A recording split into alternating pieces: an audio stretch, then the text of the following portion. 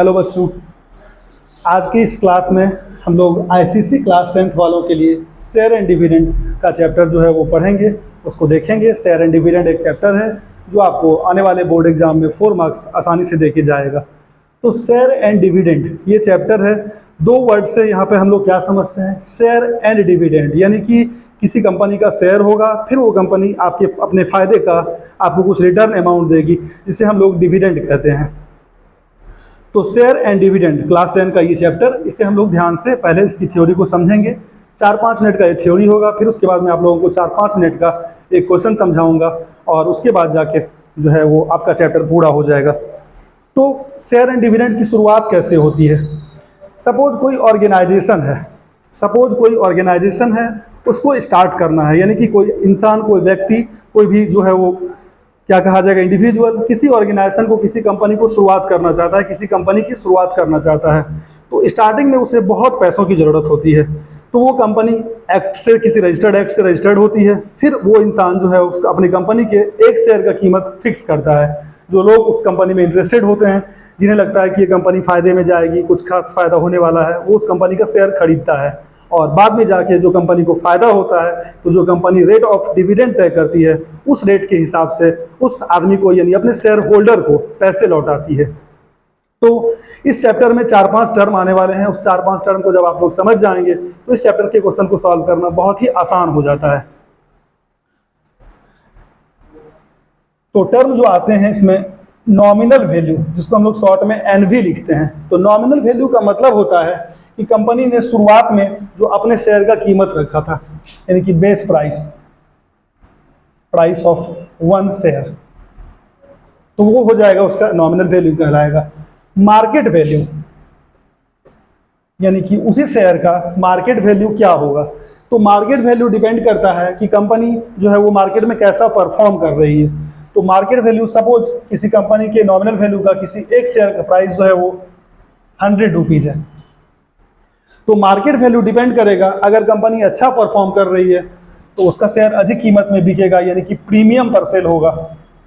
Suppose 10 रुपये premium पे cell कर रहा है, तो जो मार्केट वैल्यू है वो हो जाएगा nominal value plus premium price, यानी कि नॉमिनल वैल्यू 100 और प्रीमियम प्राइस 10, तो वो उसका मार्केट वैल्यू 110 रुपीज़ हो जाएगा। किसी कंपनी का परफॉर्मेंस ज़्यादा अच्छा नहीं है, और इसी एग्जांपल को हम लोग लेंगे, यानी कि उसका नॉमिनल वैल्यू अगर 100 रुपीज़ है, तो कंपनी अपने शेयर को कम प्राइस, यानी कि डिस्काउंट में सेल कर रही है। सपोज 15 रुपीज़ डिस्काउंट दे रही है, तो उस कंपनी का जो है वो मार्केट वैल्यू 85 रुपीज़ हो जाएगा। तो अब कोई शेयर होल्डर, यानी कि कोई शेयर जो खरीदता है, उसको हम लोग शेयर होल्डर कहते हैं। तो जब वो शेयर खरीदेगा तो मार्केट वैल्यू पे डिपेंड करेगा कि वो कितना शेयर खरीद पाएगा। फॉर एग्जाम्पल,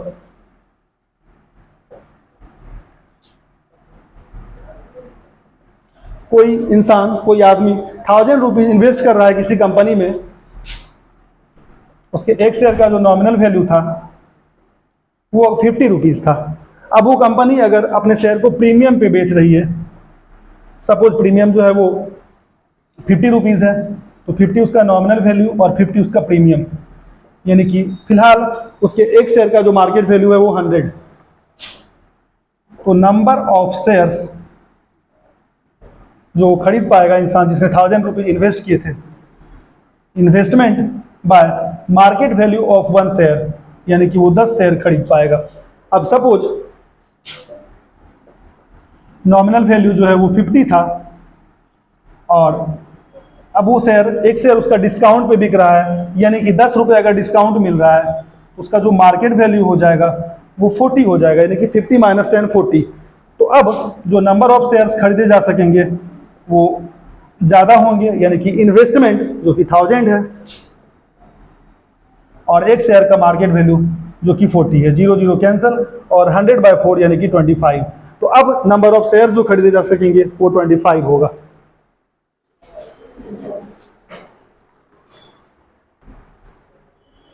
एक एग्जाम्पल प्रॉब्लम मैंने लिया है। A man invest ₹19,200 on ₹50 shares at a premium of ₹10, then the number of shares she buys is.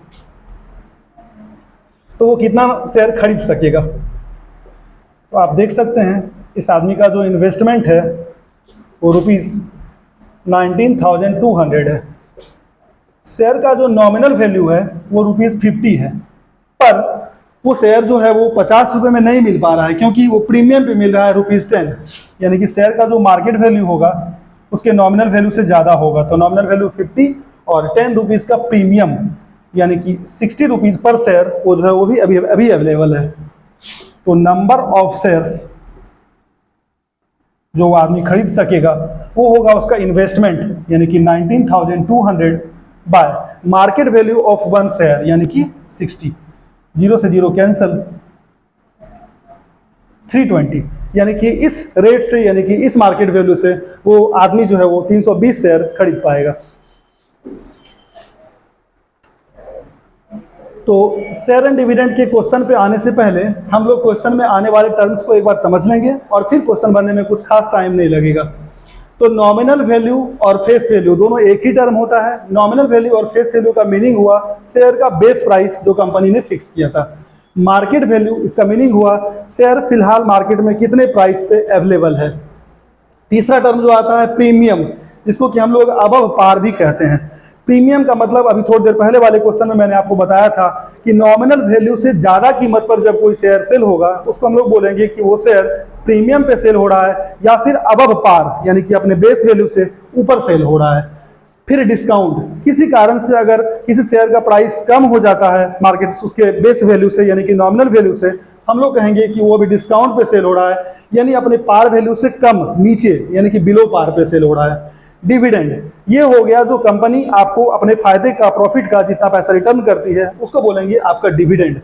Rate of return, किस रेट से कंपनी आपको आपके शेयर प्राइस का रिटर्न कर रही है उसको हम लोग बोलेंगे रेट ऑफ रिटर्न। इनकम और एनुअल इनकम, यानी कि कंपनी फाइनली आपके इन्वेस्टेड अमाउंट का जो भी पैसा आपको वापस कर रही है उसको हम लोग बोलेंगे इनकम या फिर एनुअल इनकम, और इसका फॉर्मूला होता है NRF/100। एन का मीनिंग यहां पर हो गया नंबर ऑफ शेयर्स, आर हो गया रेट ऑफ डिविडेंड और एफ हो गया face value of a share यानी कि नॉमिनल वैल्यू। नॉमिनल वैल्यू को हम लोग फेस वैल्यू भी कहते हैं, और नीचे 100। तो इससे आप एनुअल इनकम निकाल सकते हैं। आगे हम लोग अब इस चैप्टर के क्वेश्चंस देखेंगे। तो शेयर एंड डिविडेंड का हम लोग एक एग्जांपल प्रॉब्लम देखेंगे। बहुत ध्यान से देखने की जरूरत है, क्वेश्चन में कुछ खास नहीं होता है, बहुत आसान क्वेश्चन आता है इससे, और आपके बोर्ड में ये आपको 3 या 4 मार्क्स देके जाएगा। If Shakti invest ₹10,320 on ₹100 shares at a discount of ₹14, then the number of shares he buys is. तो सबसे पहले क्वेश्चन में जो डेटा है वो आप लिखेंगे, यानी कि मिस्टर शक्ति जो है वो इन्वेस्ट करते हैं ₹10,320, ₹100 शेयर्स। यहाँ पर बहुत सारे बच्चे, बहुत सारे स्टूडेंट कंफ्यूज करते हैं, इसे नंबर ऑफ शेयर समझ लेते हैं। ध्यान रहे इसके आगे रुपीज़ लगा हुआ है तो ये नंबर ऑफ शेयर्स कभी नहीं हो सकता। तो ऑन ₹100 शेयर्स, इसका मतलब एक शेयर का जो नॉमिनल वैल्यू है, फेस वैल्यू है, वो ₹100 है, पर एट अ डिस्काउंट ऑफ ₹14, यानी कि वो 100 में सेल नहीं हो पा रहा है, 100 में उसका सेल नहीं है, ₹14 के डिस्काउंट में वो सेल हो रहा है। उसका जो मार्केट वैल्यू हो जाएगा उसके नॉमिनल वैल्यू में उसका जो डिस्काउंट है वो माइनस हो जाएगा, यानी कि ₹86 में वो एक शेयर अभी सेल हो रहा है, उसका मार्केट वैल्यू ₹86 है। तो कितना शेयर मिस्टर शक्ति खरीद पाएंगे? तो number of share can be bought, कितना शेयर खरीदा जा सकता है? तो इन्वेस्टमेंट 10,320 बाय 86, इसको हम लोग डिवाइड कर लेंगे और वही नंबर ऑफ शेयर्स आएगा।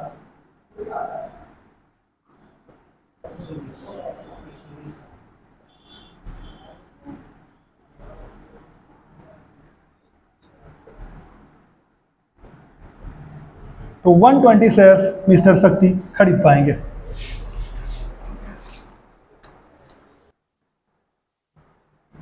तो एक और एग्जांपल प्रॉब्लम हम लोग देखेंगे।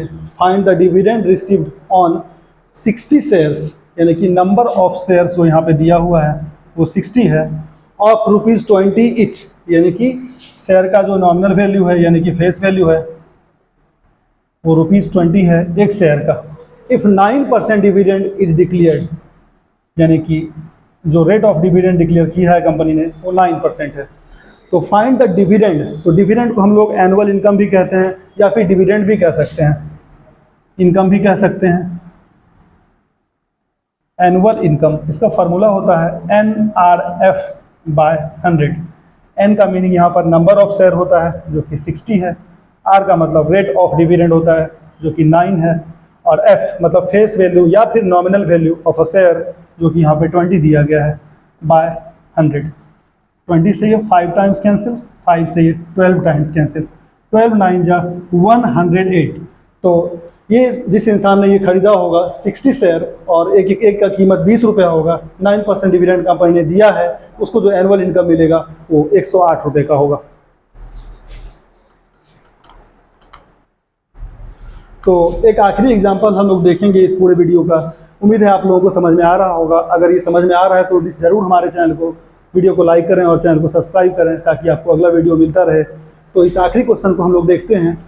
The total investment made in buying ₹X shares, यानी कि नॉमिनल वैल्यू ऑफ 1 शेयर जो यहाँ पे दिया हुआ है वो ₹X है, एट ए प्रीमियम ऑफ 25%, यानी कि नॉमिनल वैल्यू पे वो सेल नहीं हो रहा है, 25% प्रीमियम पे, यानी कि मार्केट वैल्यू उसका ज़्यादा होगा। तो निश्चित रूप से X प्लस यानी कि नॉमिनल वैल्यू से ज़्यादा कितना, तो 25% ऑफ X यानी कि इंटू X प्लस 25 4 जा 100,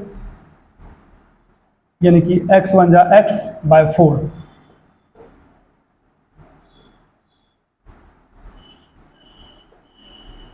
तो एक शेयर को फिलहाल उसकी मार्केट वैल्यू 5x/4 पे खरीदा जा रहा है और जो टोटल इन्वेस्टमेंट है वो ₹125x है।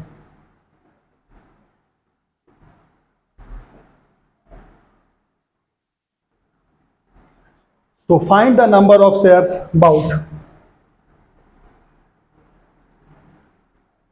नंबर ऑफ शेयर्स जो खरीदा जा सकता है वो होगा इन्वेस्टमेंट, यानी कि 125x bye market value of 1 share जो कि है यहाँ पर 5x/4।